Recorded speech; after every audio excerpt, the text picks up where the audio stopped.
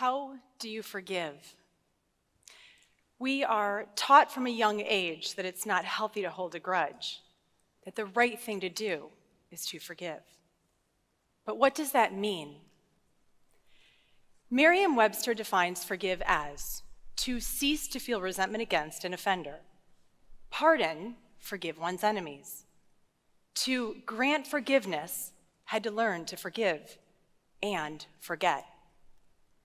Given Webster's definition of forgiving is a tall order. No wonder it's so hard for people to forgive. I've battled with forgiving for the past 6 years. It began on November 29th, 2013, when I discovered my husband of 17 years was living a double life. At home, he was my husband, lover, father, and best friend. Away, he morphed into men's gay lovers, a drug user, and an abuser of alcohol. I was blindsided. One man with two lives. The shock of learning this reality, this betrayal, was unbearable. As my husband confessed, tears rolling down his face, I listened to his disclosure of lies and deceit as anger and rage boiled from within me. As he said, "I'm so sorry," over and over, I screamed, "Oh my God, I want a divorce. How could you?" Words just continued flowing as emotions consumed me. I didn't recognize this man who I thought was my husband. And in this moment, I did not recognize me. I am not a woman of rage. But in this exact moment, I needed to feel and honor my sadness, rage, and loss, because those were the real and raw emotions coursing through me. After all, look at what he did to me. I also had to face fear, a lot of fear. I feared I would be judged, gossiped about, and ostracized, and that people wouldn't want to be my friend. I feared I would ruminate in toxic anger, rage, and sadness, eventually becoming that unhappy, angry woman who had lost her marriage and lost herself. And losing myself would have been the biggest loss of all. The thing is, being in this challenging place of a victim who did not want the hurt was a somewhat familiar place to me. Earlier in my life, I had been a victim of sexual assault. And while at first I was practiced at accepting the shame, guilt, and responsibility for things that weren't mine, I eventually realized those feelings were toxic and making me sick. And while I would never forget nor condone the action, I needed to be free of the toxicity. I imagined myself letting go of the hurt and unloving feelings living inside of me, just scooping them out and watching them drift away. This was personal and internal, but it was powerful and it worked because I wanted it to work. But that was then, and this was now. Somehow this time I just couldn't do it. Was it that now there were kids involved? Or that we were ingrained in our local community and everyone knew us? Or that we seemed to be the family that had it together? Whatever it was, I just couldn't rid myself of the toxicity, taking over my brain, my heart, and my body. I lost my appetite and a lot of weight. I became short-tempered with my children, isolated with my emotions, while holding on to a secret that my life pretty much sucked. I was no longer living in my values as a woman, a partner, or mother. This was the price I paid for letting these feelings dwell and even grow within me.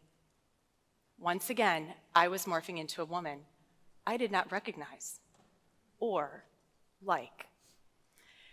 But then, one day in September, almost a year after my life changed forever, I was hiking with friends in Sequoia National Park.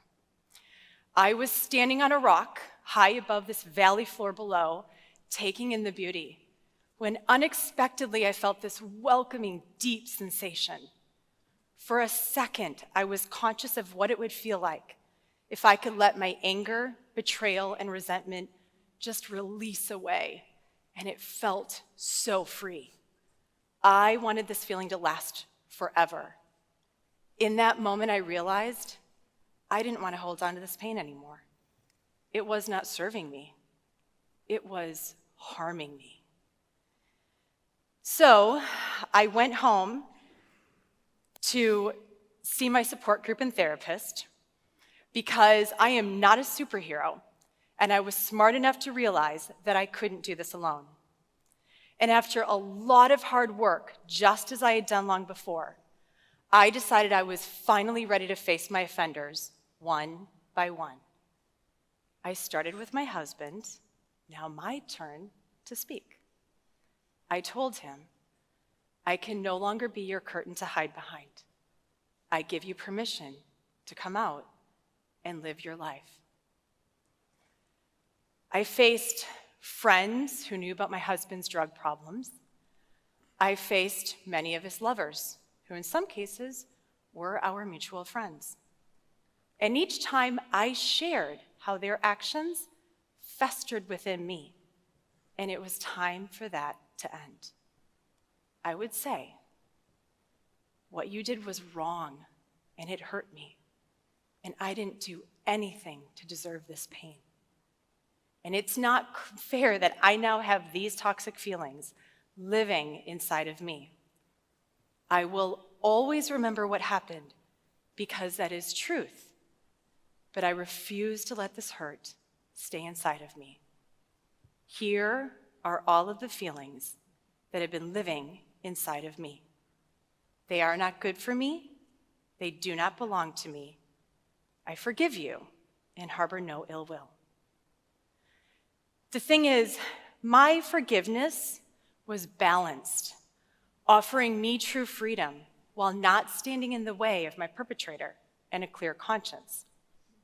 When I forgive, I am ready to.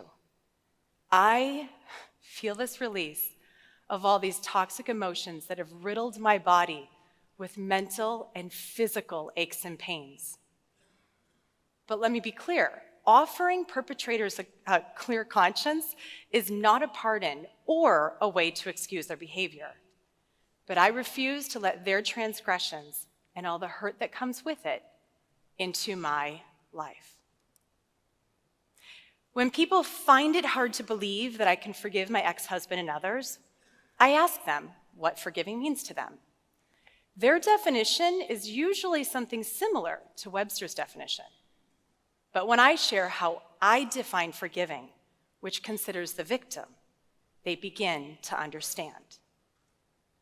No doubt, this is hard stuff. I work on forgiving every day. It's sort of like a 12-step program. I will be on this forgiveness journey for the rest of my life. And sometimes I fall off the wagon. I'm not perfect, and when I get mad, I get mad. Toxic feelings begin to creep in.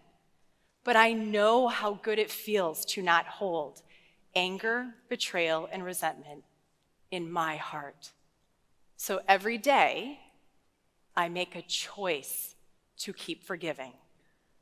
It is a lot of hard work, but the results are worth it. I feel more free than I have ever felt in my entire life.